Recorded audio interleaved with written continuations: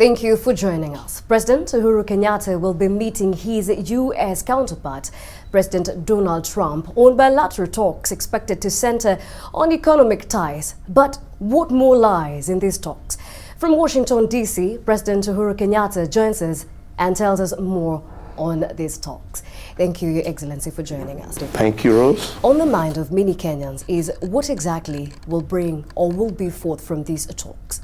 We want to focus on deepening our ties with the United States, ties that have also been very strong. We want to really focus ourselves on the security arrangements that we have together, especially in the face of global terrorism. But we also want to focus on our economic ties, deepening our economic ties, strengthening our trade, and also trying to attract American investment to take advantage of the changes that we have created, especially over the last 5 years in our doing business, which we believe has helped create a much more stable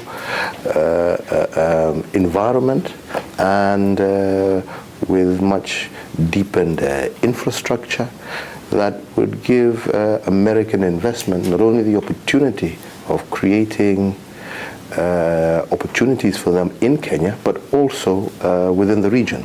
On the issue of trade, the African Growth Opportunity Act, maybe what policies have been put in place to inform favorable engagement with America? First and foremost, we know we have approximately 7 years before the AGOA arrangements come to an end, and we want to see how we can begin discussions, having clear understanding that we are working on the African continent with our continental free trade arrangements, but also seeing how Kenya itself can directly improve its trade relations on a bilateral basis with the United States on a wide variety of products. The two nations have really worked closely in the security sector, not only for the good of the nation Kenya, but for East Africa as well as the Indo-Pacific. What do we expect probably from this meeting on this sector? Look forward to increased security cooperation, especially with regard to our fight against Al-Shabaab, where we are already partnering very strongly with the United States. We are also looking to see how we can deepen intelligence gathering and sharing, and also equally how we can work together to stabilize the situations both in Sudan and Somalia, where we have situations currently that are a threat to regional security. Still on the issue of security, Kenya is seeking support for the United Nations non-permanent member. How far probably is the country in getting this support? Well, we are definitely doing our best to lobby. That will also be a subject tomorrow, where we will be requesting our American friends to support Kenya for its non-permanent seat next year.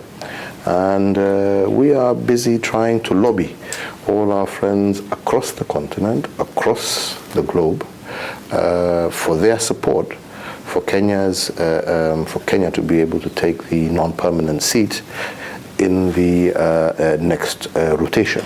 I believe Kenya has proved her commitment to the multilateral system. Kenya has proved her contribution and her commitment to world peace by contributing both blood and treasure to the fight to ensure that we have global peace and security. We have lost many of our soldiers in this particular endeavor. And I believe Kenya has shown her commitment also with regard to various peace initiatives, not just in Kenya, but also in Burundi, in many parts of the African continent and elsewhere. And Kenya is known for her stand, and I think Kenya can make a very positive contribution during her tenure at the Security Council. Thank you. And finally, maybe the conversation on the blue economy has really gained momentum.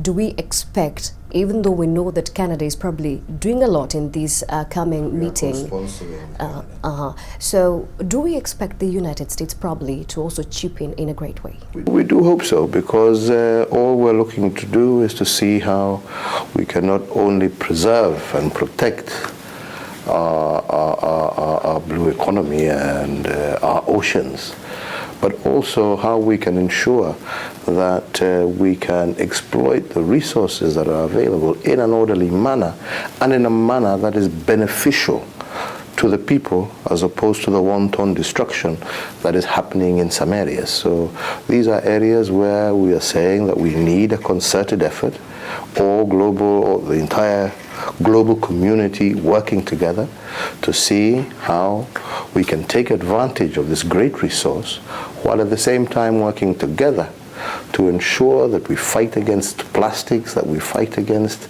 other negative aspects to our environment that may destroy this resource also for future generations. So we want to see how we can work together, not only to exploit that resource, but how to ensure that we protect that very same resource for future generations. And we are looking to partner with all countries across the globe in this particular endeavor.